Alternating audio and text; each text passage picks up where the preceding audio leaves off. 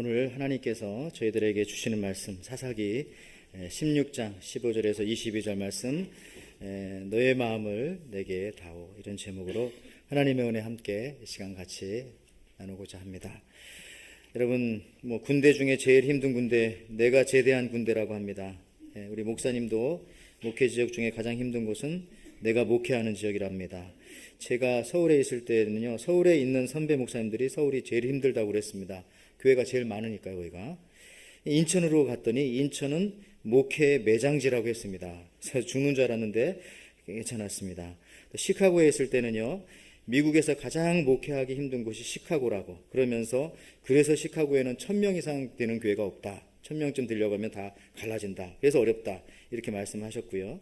제가 또 하와이에 오니까 하와이가 가장 목회하기 힘든 곳이라고 말씀하면서 어떤 분이 그 이유를 성도들을 예측할 수가 없다, 이렇게 말씀을 하시더라고요.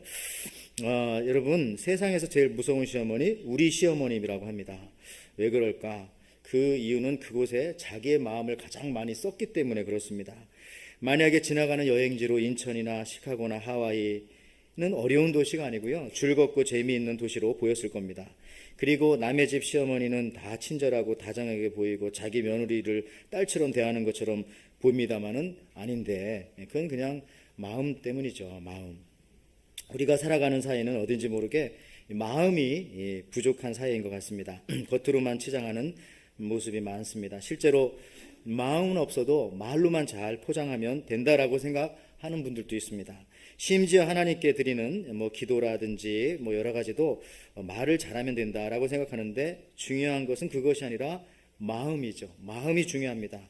오래 기도하고 깊이 기도하는 것이 필요합니다. 그래야 마음을 들을 수가 있으니까. 여러분, 그 전어라고 하는 생선을 아십니까? 사실 이 전어라고 하는 생선은요, 맛이 별로 없는 생선입니다. 옛날에는 먹지도 않고 그냥 배에서 버렸던 그런 생선이죠. 근데 최근 한국의 통영이라는 곳에 가면요, 이 전어의 이름을 가을 전어라고 이렇게 이름을 내고 특허를 만들었습니다. 그리고 신문과 TV 방송에요, 이렇게 광고합니다. 가을 전어는 집 나간 며느리도 돌아오게 한다. 그리고 이거를 카피라이트를 만들어서 이거는 오직 여기다가만 쓸 수 있게끔 그렇게 또 만들었습니다. 그래서 집 나간 며느리도 돌아오게 한다는 말, 이 맛이 무슨 맛일까 하고 사람들이 그걸 먹어봤더니 역시 전어는 전어, 맛이 없답니다. 그냥 그렇다고 하더라고요. 여러분들, 그렇습니다. 우리가 말만 잘하면, 마음이 없어도 어떻게 넘어갈 수 있겠지, 우리는 그렇게 생각할지 모르지만은 그렇지 않다는 것이죠. 최선을 다하지 않는 것에는요, 항상 이 끄름이 생기게 됩니다. 완전히 타지 않았기 때문에, 연소가 덜 되었기 때문에 나타나는 그런 현상입니다. 이 완전히 연소되지 않은 그 끄름은 항상 문제를 발생하죠. 환경의 문제를 발생하고, 질병의 문제를 가져오게 하고, 에너지 효율을 떨어뜨리게 하고, 결국은 기계를 망가뜨려 버립니다. 마음을 다하게 될 때 그 그름이 나오지 않고요, 의학적인 용어로 말하면 이 부작용, 사이드 어펙이 없어진다는 것이죠. 마음을 다해야 되는 것입니다. 최근에 그 임진왜란에 대한 책을 읽다 보니까 몇 가지 알게 되었는데요, 임진왜란 하면 이순신 장군만 중요한 게 아니라 육지에서도 3번의 큰 싸움에 승리가 있었습니다. 그 대표적인 것 중에 하나가 연안성 전투의 승리입니다. 이 임진왜란 때 해주성이 함락되고요, 지금 북한 쪽이죠, 연안성을 포위했던 3000명의 왜구들이요, 3겹으로 이 연안성을 둘러쌌습니다. 그때 성주였던 이정암이라는 분이 있었는데, 그는 100명을 데리고 3000명을 막아냈습니다. 벽이 여러 차례 허물어졌지만 쌓고 또 쌓고, 기록에 의하면 이 이정암은요, 볏짚으로 단을 만들고 크게 그 위에다가 섬나무를 놓고 거기서 독전, 혼자 싸우고 거기서 지휘를 했다고 합니다. 이유는 이 성이 무너지면 자기가 밑에 볏짚에다 불 지르고 내가 여기서 죽겠다 하는 심정으로 싸웠다는 것이죠. 그래서 100명으로 3000명을 막아낼 수 있었습니다. 그리고 그 왜구 1000명의 목숨을 빼앗기도 했고요. 3주 동안 버티면서 연안성의 승리를 이끌어냈던 것입니다. 이때 이 조선에서는요, 흥분을 했습니다. 맨날 패전 소식만 전해 듣다가 갑자기 승전보를 전해 듣게 되었으니까요. 그런데 그 보고서가 매우 간단했다고 합니다. 이렇게 됐죠. 왜군이 아무달 아무날 연안성을 포위했고, 또 아무달 아무날 포위를 풀고 돌아갔습니다. 이게 답니다. 굉장히 간단하죠. 그래서 기록에 의하면 선조 왕이요, 이 보고서를 받고 울었다고 합니다. 그러면서 이런 말을 했답니다. 적을 대패시키는 것도 어렵지만 자신의 공로를 자랑하지 않는 것은 더 어렵다. 어떻게 이럴 수 있었을까요? 마음이 있었잖아요. 나라를 사랑하는 마음, 이런 것들이 있었기 때문에 마음을 다해서 마음을 바쳐서 하면요 100명을 가지고 3,000명도 이길 수가 있는 것입니다. 여러분들 겸손하여 자기 자신도 이길 수가 있는 것이고요. 이 최선이라고 하는, 이 베스트라고 하는 말이요, 마음을 다하는 것입니다. 사실 하나님은 우리에게 원하는 것이 있습니다. 하나님이 우리에게 최선을 다해라 이런 말 한 적은 사실 없습니다.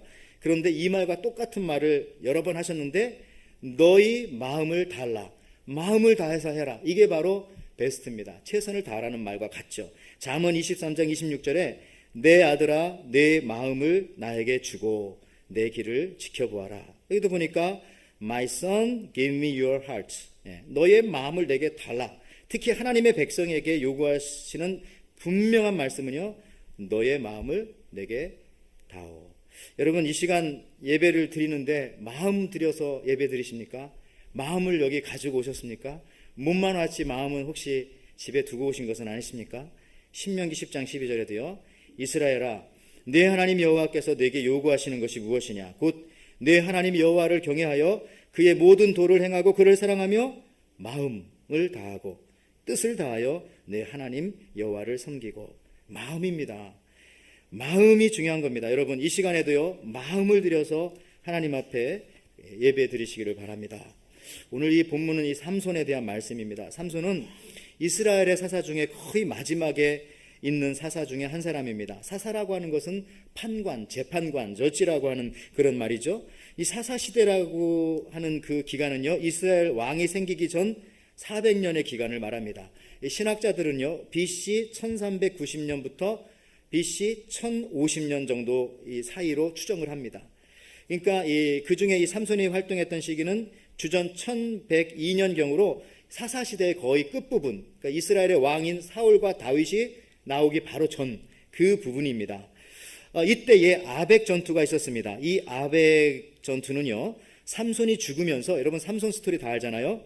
이 죽으면서 다곤 신당의 이 기둥을 무너뜨리면서 블레셋 사람들을 많이 죽였죠.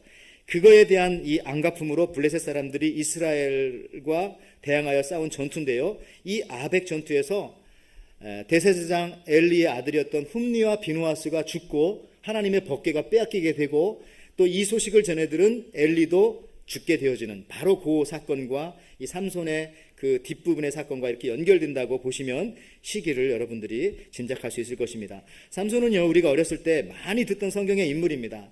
왜냐하면 스토리가 너무 많아요. 삼손은. 그리고 삼손은 그야말로 힘이 센 장사입니다.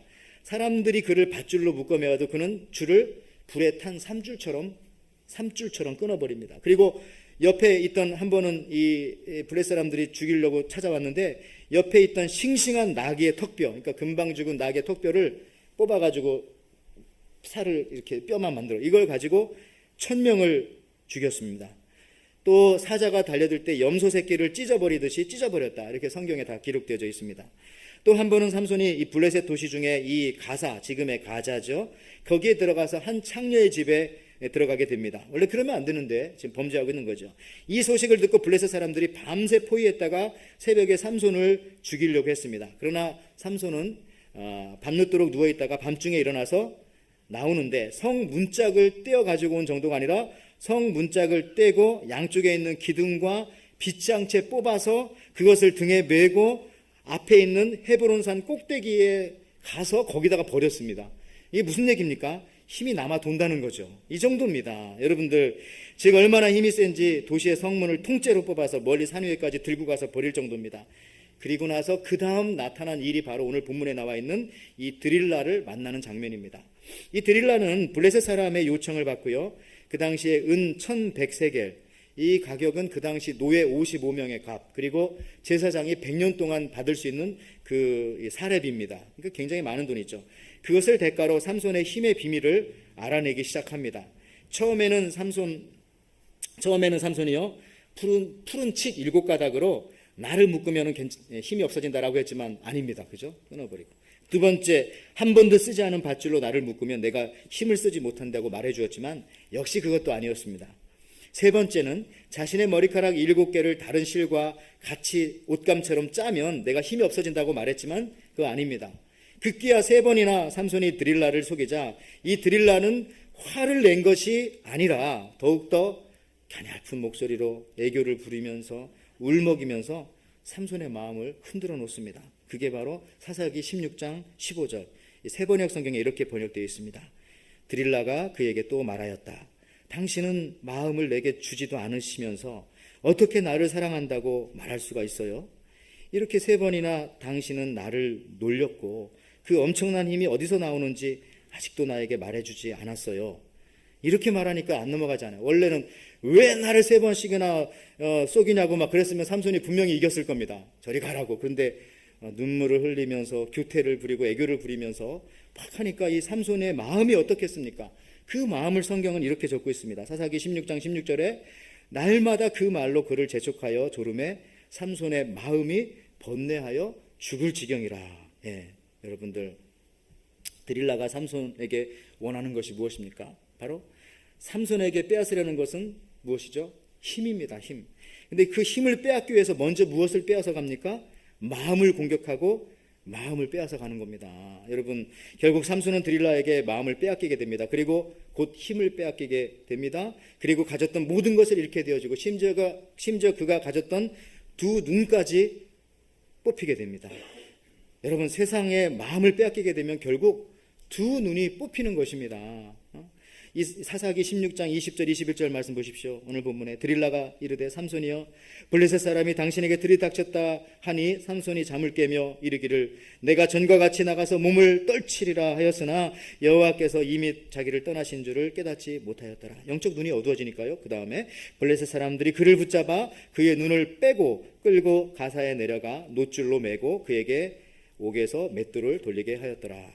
여러분, 악한 마귀 사단은요, 세상을 통하여서 계속해서 여러분의 마음을 빼앗으려고 합니다. 오늘도 여러분 마음을 가지고 여기 오셨어야 되는 거죠. 아니, 더 정확한 표현은요, 마음을 훔쳐가려고 합니다. 그 공격은 참으로 집요합니다. 여러분, 드릴라가 날마다 같은 말로 반복을 합니다. 한번 물으면 마귀는 놓지 않거든요. 여러분, 마귀가 못하는 것이 몇 개가 있습니다. 첫째, 구원받지 못합니다. 둘째, 회개하지 못합니다. 그래서 마귀는 천국 가지 못합니다. 그런데 마귀가 못하는 것 중에 하나가 뭐냐면 지칠 줄을 모릅니다. 지칠 줄을. 예. 그래서 결국 방심하면 지는 겁니다. 그래서 마귀에게 한번 우리가 이 타겟, 먹잇감이 되면 그거를 이겨내는 사람이 거의 없다고 보면 됩니다. 그래서 우리는 그 마귀의 타겟이 되지 않도록 미리 방지해야 되는 거죠. 그래서 여러분들 지금 여기 나와서 예배 드리는 겁니다.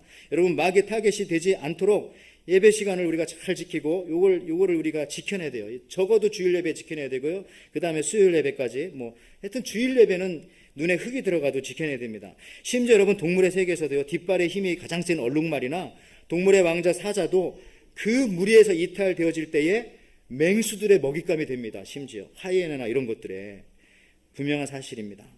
마귀의 먹잇감이 되면 안 됩니다. 그 전에 이것을 방지하기 위해서 우리가 함께 모여서 예배하고 기도하고 이거를 우리가 반드시 지켜내야 되는 거죠. 그러면 물러갑니다. 여러분, 세상에 마음을 빼앗기면은 그때부터 속된 말로요, 눈에 보이는 것이 없어집니다. 왜? 마음을 뽑은 다음에 뭘 뽑아갑니까? 눈을 뽑아가니까 보이지가 않아요. 목사님이 목사로 안 보입니다. 성도님이 성도로 안 보입니다. 교회가 교회로 안 보이고 무슨 모임이나 단체나 노는 기구처럼 보이고요. 사역이 사역으로 보이지 않습니다. 지겨운 짐으로만 보이고요. 특히 하나님이 거룩하신 하나님으로 안 보인다는 것입니다. 보이지 않으니까 무시하게 됩니다. 하나님을 홀대하게 됩니다. 또 소홀히 여기게 됩니다. 예배를 업신여기게 됩니다. 이 모든 것이 어디로부터 시작되었습니까? 드릴라에게 마음을 빼앗겨 눈이 뽑힌 삼손처럼 세상의 달콤함에, 세상이 주는 안일함과 평안함과 재미와 나만 아는 이기주의의 마음이 빼앗겨 버리게 될 때에 결국 우리의 영적인 눈이 뽑혀버리기 때문에 볼 수 없는 것이죠. 그래서 결국 희망이 없어진다는 겁니다. 비전이 없으니까 희망이 없는 것이죠. 보이지가 않으니까. 여러분, 그래서 잠언 4장 23절에 이렇게 말씀하십니다. 무릇 지킬 만한 것보다 더욱 내 마음을 지키라. 생명의 근원이 이에서 남이니라. 우리가 하나님께 이 시간, 예배하는 이 시간, 이건 마음을 드리는 시간입니다. 여러분, 몸만 와 있으면 안 됩니다. 예배 시간에 여러분들이 반드시 드려야 하는 것은 마음, 그리고 그것도 온 마음, with all your heart라고 하잖아요. 온 마음을 하나님 앞에 다 드리는 겁니다. 제가 올해 LA에 여름에 갔다가 어느 목사님의 그 설교를 듣게 되었습니다. 그 우리 성도들이 가 있는 교회였었기 때문에 우리 신앙생활하던 그 얼바인의 큰 교회더라고요. 한 4천 명 정도 모이는 교회인데요. 이 목사님께서요, 목회 초기에 대학교 근처에 유학생들이 많은 지역에서 목회를 하게 되었습니다.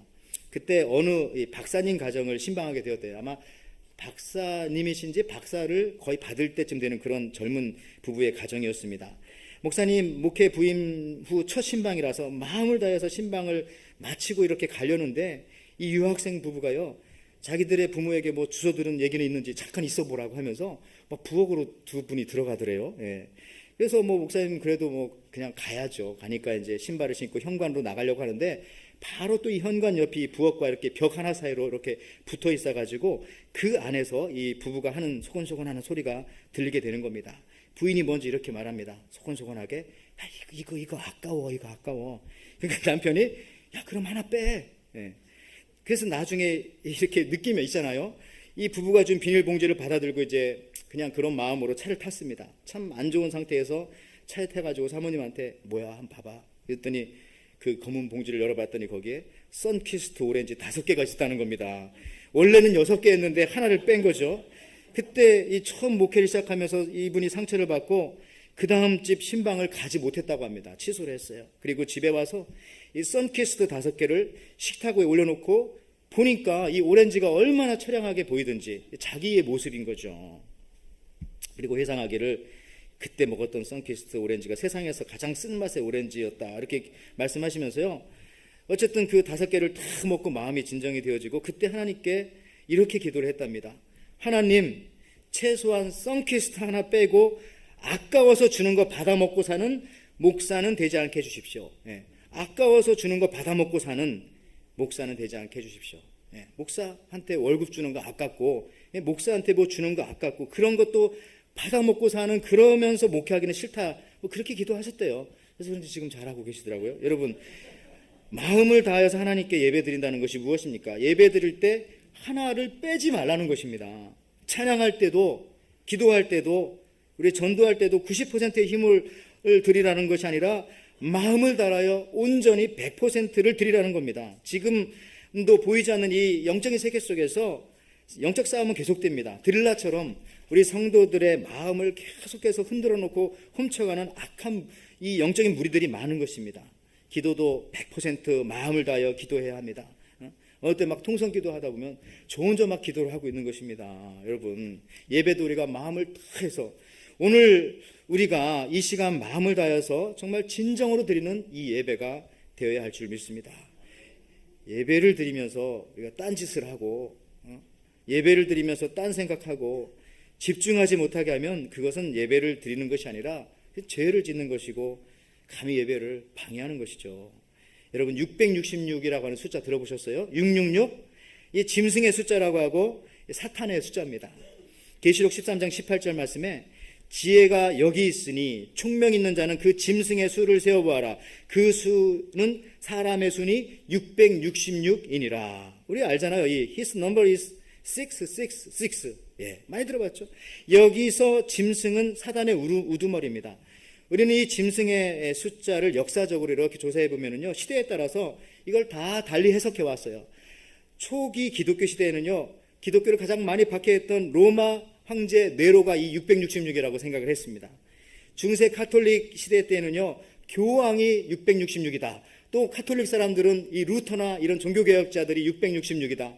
그렇게 얘기를 했었어요. 심지어 어떤 사람은요, 미국 대통령 레이건이 666이라고 그때 말하던 사람들도 있었습니다. 왜 그런지 아세요?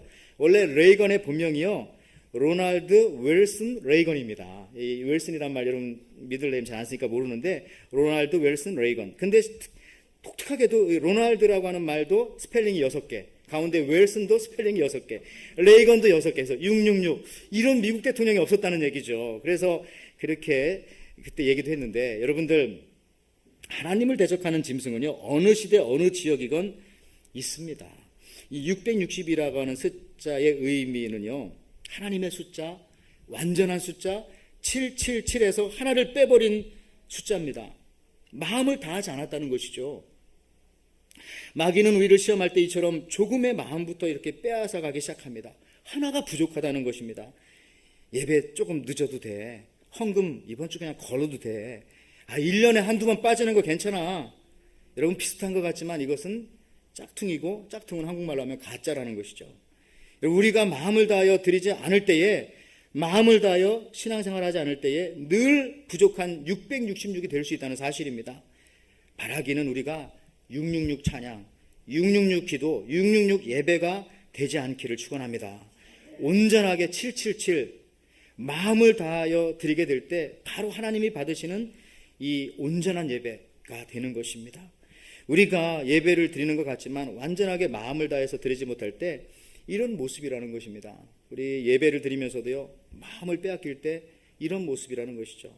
지금도 영적 이 드릴라는 계속해서 우리를 유혹합니다. 달콤한 맛과 이 터치로 마음을 계속해서 뺏어가는 거죠. 특별히 하나님께 드리는 것에서 마음을 빼앗아 갑니다. 그래서 온전한 예배가 되지 못하도록, 온전한 예배자의 삶이 되지 못하도록 달콤한 말로 계속해서 유혹하는 것입니다. 협박하는 게 아니라 유혹하잖아요. 여러분, 인간 머리카락의 숫자가 몇 개일까요? 이거 제가 어떤 사람한테 물어봤더니 한국 사람은 그러더라고요. 9만 2개라고. 그만 두라고. 9만 2개. 근데 거의 맞습니다. 이 머리카락의 숫자가 8만 개에서 10만 개 사이니까 뭐 9만 2개도 맞겠죠. 그런데 그 중에 7가닥이 뭐 대수입니까? 7가닥 잘라간 거잖아, 드릴라가. 가만히 있어도 건강한 성인 하루에 40개 정도 머리카락은 빠지는 법입니다. 100개 정도 빠지면 병원 찾아가야 한다고 합니다. 많이 빠지니까. 그런데 여러분들 9만, 10만, 8만 개 중에 7가닥의 그 머리카락? 그런데도요, 그 작은 것을 통해서 마음이 빠져나가는 것이고요. 마음을 빼앗기게 될 때 하나님이 주시는 힘과 능력을 우리가 발휘할 수 없게 되어지는 것이고, 나중에 가서는 눈까지 뽑히는 비참한 신세가 되는 거죠. 영적인 눈이 장님이 되어버리는 겁니다. 그래서 무엇이 옳은 길이고 무엇이 그른 길이고 어떤 게 사는 길이고 어떤 게 죽는 길인지 몰라서 그 장님이 또 장님을 인도하고 그 장님 부모님이 장님 자식을 또 인도하고 하니까 어떻게 되겠습니까? 여러분, 오늘 우리 주님께서 이렇게 말씀하십니다. 마가복음 7장 6절에 이 백성이 입술로는 나를 공경하되 마음은 내게서 멀도다. 하나님께서는 립 서비스를 원하지 않고요, 마음의 제사를 원합니다. 마음의 제사를. 시편 108편 1절에 그래서 하나님이여 내 마음을 정하여 싸우니 내가 노래하며 나의 마음을 다하여 찬송하리로다. 또 우리가 좋아하는 시편 57편 7절 말씀. 하나님이여 내 마음이 확정되었고 내 마음이 확정되었사오니 내가 노래하고 내가 찬송하리이다. 여러분, 마음이 확정되지 않으면, 마음이 정해지지 않으면 찬송도 안 나와요. 찬송이 안 불러지잖아요. 오늘은 못 하셨죠? 예. 그래요. 우리가 항상 하나님께 마음이 확장되어져야 합니다. 100% 정확하게 이 픽스 되어져야 한다는 거죠. 여러분들, 사역은 드리는 겁니다. 마음을 드리는 겁니다. 여러분, 2013년 11월 제가 이 하와이 에덴교회 처음 왔습니다. 그러니까 지금 한 5년 정도 됩니다. 벌써 5년 전의 일인데요. 2013년 11월.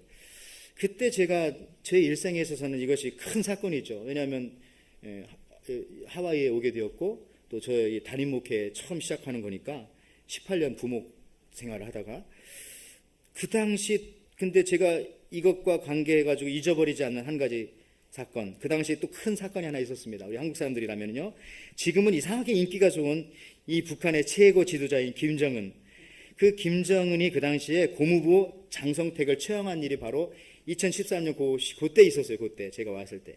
그 후 이 김정은이 수많은 사람들을 죽였죠. 예, 그 가까운 사람들을 피해 숙청이 있었습니다. 그때 김정은이요, 그 당시 국방위원회 부위원장이자 자기 고무부인 장성택을 총살한 이유를 조선인민방송국인가요? 거기에 이렇게 말했습니다. 장성택은 양봉의미했다. 그렇게 나와요. 그렇게. 그래서 처형한다. 여러분, 이 양봉의미라고 하는 뜻이 무슨 뜻입니까? 양봉의미. 양지에서는 받드는 척하지만, 양지에서는 햇빛이 있을 때는 봉사하는 척하지만 음의, 어두운 곳에서는 위선, 뒤통수를 친다는 겁니다. 국어사전에는 보는 앞에서는 순종하는 체하고 속으로는 딴 마음을 먹음이라고 그렇게 해석됩니다. 가끔 정치적인 관계에서 중국이 일본 사람들한테 많이 쓰는 단어가 요 단어예요. 양봉의미한다. 일본은 우리 중국한테. 시진핑도 이런 말 가끔 씁니다. 여러분, 하여튼 우리 교회에서는 이런 말, 양봉의미라는 말이 사용되지 않기를 바랍니다. 마음은 없는데 그냥 몸만 왔다가 가는, 마음은 없는데 입술만 움직이는 그런 예배, 그런 찬송, 그런 기도, 그런 봉사가 아니라 정말 온전한 마음을 담아서 하나님께 드리기를 원합니다. 오늘 여러분 끝으로 하나님께 이 마음이 픽스되어서 하나님께 온전한 마음을 드렸던 한 젊은이를 소개하면서 말씀을 마치려고 합니다. 여러분, 마음이 있을 때 처음과 끝이 동일할 수 있어요.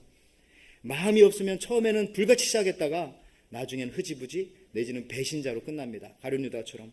여러분, 미국에도요 스포츠 선수 중에 유명한 크리스천들이 많습니다.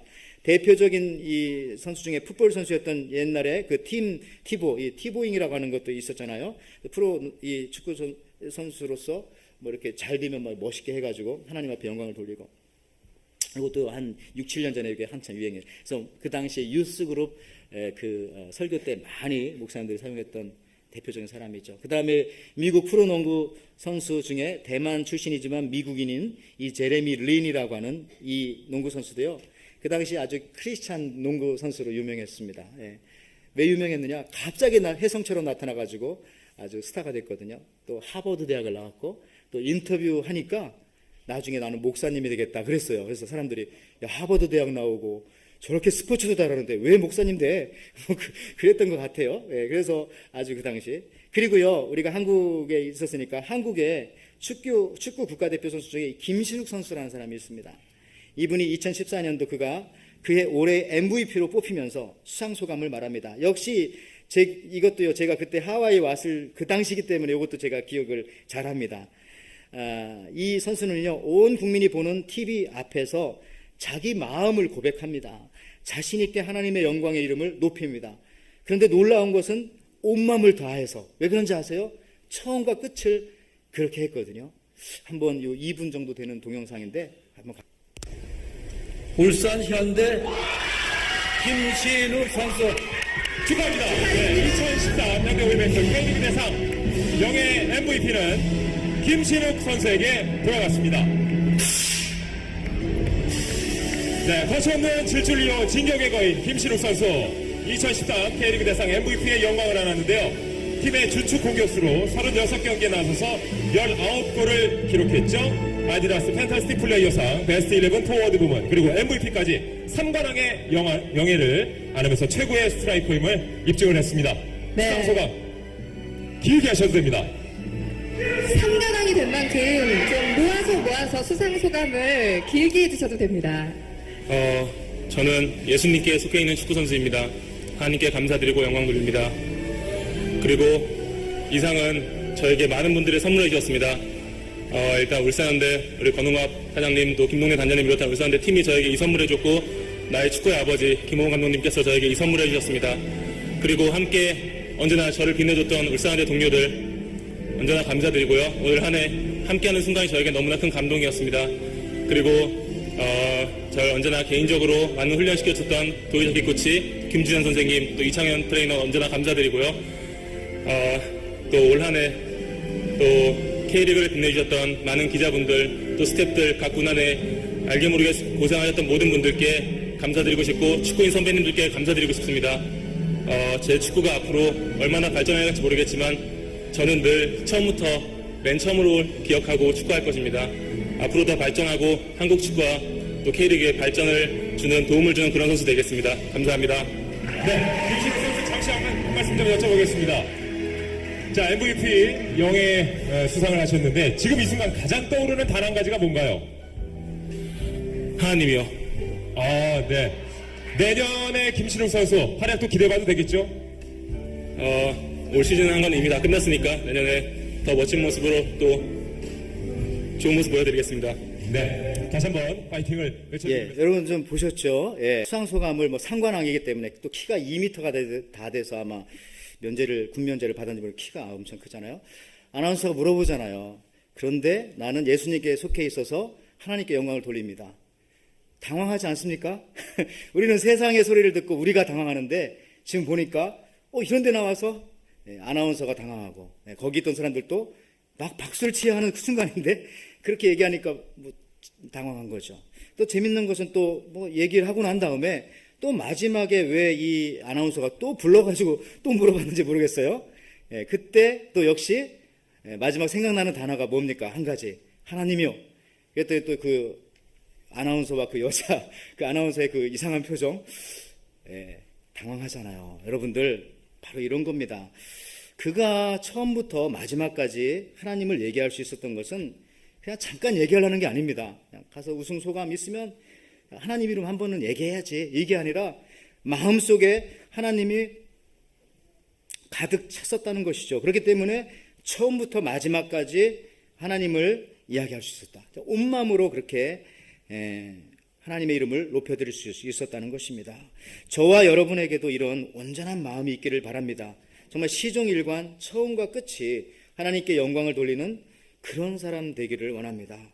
마음이 없으면 이것이 안 됩니다. 그러나 마음이 있으면 예배 처음이거나 끝이거나 또 믿기 처음 시작했거나 아니면은 오래 믿어도 변질이 되지 않고 오히려 주님 만나는 날이 가까우면 가까울수록 더 처음보다 더 뜨겁게 더 순수하게 하나님을 섬기게 되는 거죠.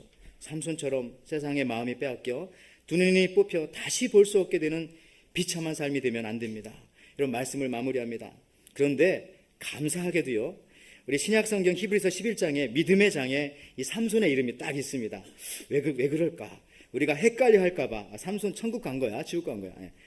믿음의 장에 있으니까 하나님 나라 갔겠죠. 갔습니다. 여러분 그렇습니다. 삼손처럼 우리가 세상에 마음이 빼앗길 수 있어요. 그렇지만 두 눈이 뽑히기 전에 빨리 돌아오십시오. 어떤 분은 너무나 마음이 빼앗겨서 목사님 저 이미 뽑힌 것 같아요. 감각이 없어요. 안 보여요. 그래도 여러분 아직 남은 마음 주님께 드리십시오. 감사한 것은 우리가 비록 죄를 지어서 마음이 상하고 깨졌어도 하나님께 가지고 가면은 우리의 깨진 마음조차 하나님께서 받아주신다는 겁니다. 시편 51편 17절에 하나님께서 구하는 제사는 상한 심령이라 하나님이여 상하고 통회하는 마음을 주께서 멸시하지 아니하시리로다. 하나님 내 재물은 찢어진 마음뿐 찢어지고 터진 마음을 당신께서는 얕보지 아니하시니 감사합니다. 오늘도 이 한 주간 우리가 무엇을 하든지 세상에 마음 빼앗기지 않고 온전한 마음을 주님께 드림으로써 온전한 기도, 또 온전한 예배, 또 온전한 그리스도인의 삶으로 여러분 하나님 앞에 영광 돌리시는 저와 여러분들 되시기를 주님의 이름으로 다시 한번 축원을 드립니다. 아멘.